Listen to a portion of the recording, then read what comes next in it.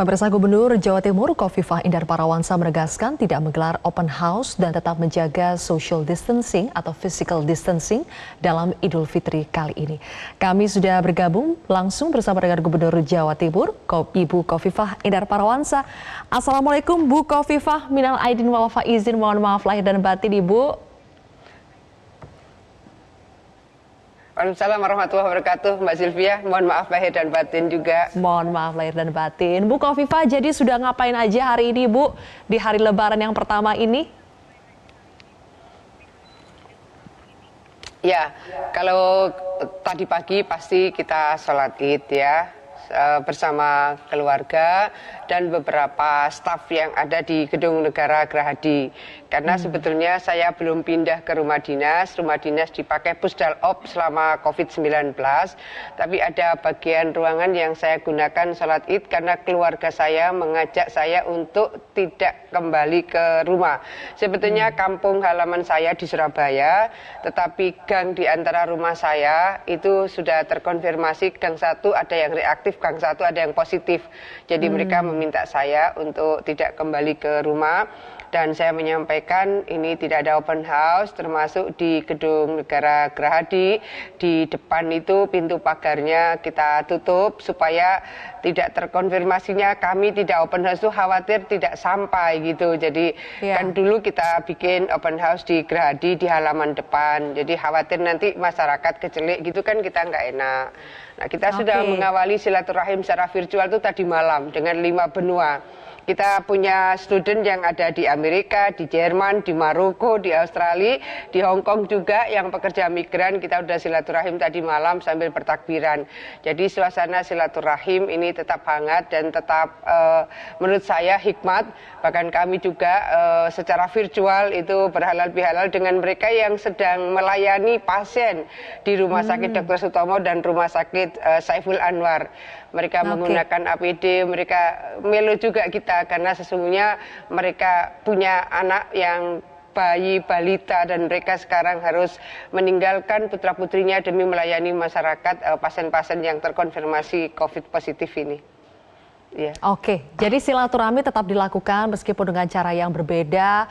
Kemudian Bu Khofifah, kalau Ibu Khofifah tadi kan sudah lama Bu ya tidak pulang ke rumah dinas. Bagaimana dengan silaturahmi dengan keluarga? Keluarga Bu Khofifah sekarang mayoritas ada di mana dan jadi bagaimana Bu silaturahminya? Sebetulnya ada yang di Medan, tadi sudah Skype, kemudian ada yang di Jakarta juga kami sudah Skype, ada yang di Makassar kami juga sudah Skype. Jadi sama-sama kita menjaga supaya satu dengan yang lain aman, satu dengan yang lain saling terlindungi. Maka memang kita harus stay at home dan silaturahim kali ini kita lakukan secara online. Oke. Ibu, tidak hanya kita sedang merayakan Hari Idul Fitri di tengah pandemi COVID-19, tetapi khusus di Provinsi Jawa Timur ini juga menjadi tantangan tersendiri karena saat ini kasus COVID kedua terbanyak itu ada di Provinsi Jawa Timur. Bagaimana Bu, Ibu melihat perkembangan penambahan jumlah kasus COVID-19 di Jawa Timur sampai saat ini, apa penyebabnya dan bagaimana antisipasi ke depannya? Jadi Mbak Sylvia, kira-kira 12 hari yang lalu kami memang secara masif melakukan rapid test. Saat yang sama kami secara masif melakukan PCR test. Kemudian dari proses rapid test, PCR test, kita juga secara progresif melakukan tracing. Kalau sudah rapid test secara masif, PCR test secara masif, tracing secara progresif, pasti potensi kemungkinan kita menemukan data-data yang lebih besar itu tidak bisa dielakkan. Terutama Surabaya ini 53%. 53% suspek COVID-19 di Jawa Timur itu ada di Surabaya. Jadi kemarin pun sampai kira-kira 4:30 sore kami juga rapat Forkopimda lengkap dengan Wali Kota Surabaya. Malam hari ini pun jam 21 ini terkonfirmasi Pak Pangdam, Pak Kapolda, Pak Pangko Armada 2 dan mudah-mudahan Wali Kota Surabaya juga hadir karena kita harus mengambil keputusan besok adalah hari terakhir untuk PSBB tahap kedua. Jadi malam hari ini evaluasinya sudah harus makin detail. Kemarin kita lakukan evaluasi dan tadi jam 11 itu tim teknis juga sudah mulai bekerja. saya jam 4:30 sudah dapat konfirmasi hasil dari tim kecil, tim teknis yang dari PJU Polda, PJU Kodam. Ya kita sesungguhnya terus bekerja, tidak ada cuti, dan artinya semua proses layanan ini harus tetap kita maksimalkan. Apa yang kita lakukan, rapid test masif, PCR test masif, tracing secara progresif, dan akhirnya angka itu kemudian muncul secara signifikan, ini harus mendapatkan penanganan secara signifikan pula. Makanya mulai tadi malam rumah sakit lapangan itu sudah buka. Saya mengkonfirmasi, misalnya 1:30 dini hari, saya mencoba mengkonfirmasi sudah adakah pasien yang masuk, kemudian bagaimana dokternya, bagaimana dengan perawatnya. Tadi pagi saya juga koordinasi lagi, saya monitor bagaimana progres rumah sakit lapangan, karena ini bisa menampung kalau maksimal sampai dengan 500 pasien positif dengan konfirmasi yang rendah, ringan ya, ringan sampai sedang. Ya. Oke, Ibu tadi ada katakan penyebab utama kenapa ada lonjakan kasus yang begitu signifikan di Jawa Timur karena pemeriksaannya juga sekarang sudah lebih banyak, baik itu rapid test maupun PCR. Memangnya dalam sehari Bu, sekarang rata-rata berapa banyak pemeriksaan yang bisa dilakukan, baik itu PCR maupun rapid test? Ya, kalau PCR test minimal sudah 1.106. Jadi kalau ini ada optimasi PHC, optimasi Lavalet, optimasi klinik Jember, malah mungkin bisa 1.500. Oke, Nah, sudah cuma 1.000 ada lebih hal ya? di mana biasanya kalau di PCR test itu 20 sampai 3, ya biasanya PCR test itu 10 sampai 30% positif. 3 hari yang lalu kami mengundang Direktur ITD, Institut Tropical Disease UNER, ada fenomena di mana PCR test ini 80% positif. Jadi itu Mbak Zilvia, kenapa kemudian juga angkanya melonjak. Ini yang kemudian di PCR test ulang. Jadi kenapa konfirmasi positifnya sampai 80%. Ini yang kemudian oleh tim dari ITD UNER itu kemudian dicek ulang, ternyata ya memang betul 80%. Jadi biasanya 20 pol-pol 30% PCR test yang positif COVID-19. Jadi reaktif di PCR test biasanya 20-30%, ini sampai 80%.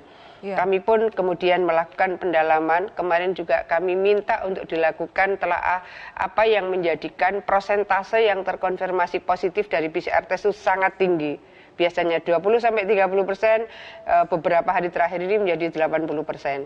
Kita bilang apa ini OTG, apa ini mutasinya, apa ini strainnya, dan seterusnya. Saya minta semua ditelaah supaya kita bisa mendapatkan hasil yang bisa kita lakukan kesiapsiagaan semua lini dengan lebih baik lagi.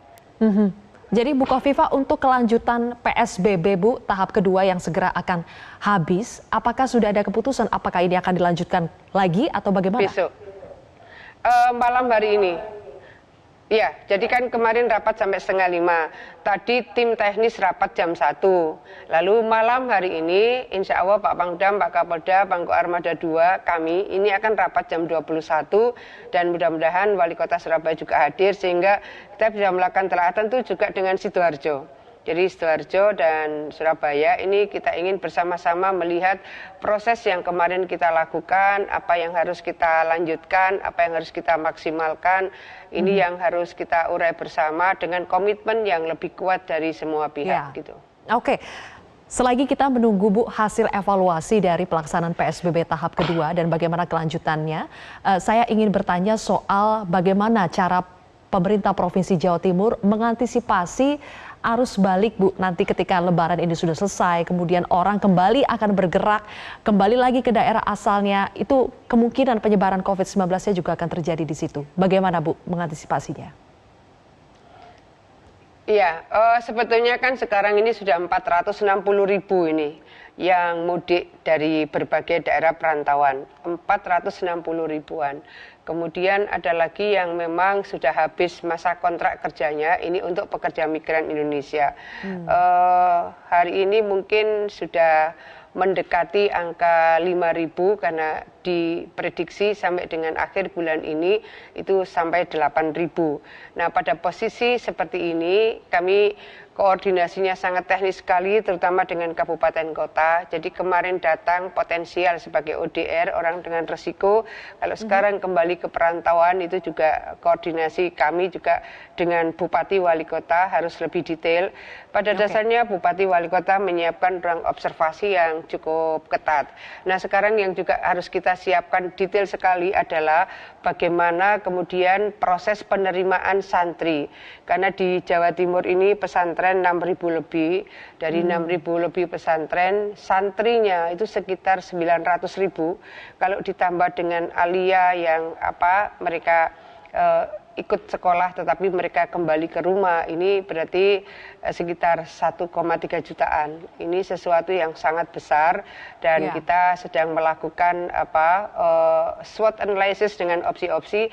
Kanwil Kemenak, pengasuh-pengasuh pesantren, PWNU, PW Muhammadiyah, LDII, kita ajak bersama untuk membuat pemetaan yang terbaik bagaimana proses kembalinya santri ke pesantren yang biasanya itu antara tanggal-tanggal 10 Syawal sudah pada kembali. Baik, oke. Terima kasih Bu Khofifah. Mudah-mudahan dengan semangat Hari Raya Idul Fitri ini kita juga semakin semangat lagi untuk menangani COVID-19 di Indonesia. Semoga cepat berakhir. Terima kasih Bu Khofifah Indar Parawangsa, Gubernur Jawa Timur atas waktunya bersama kami.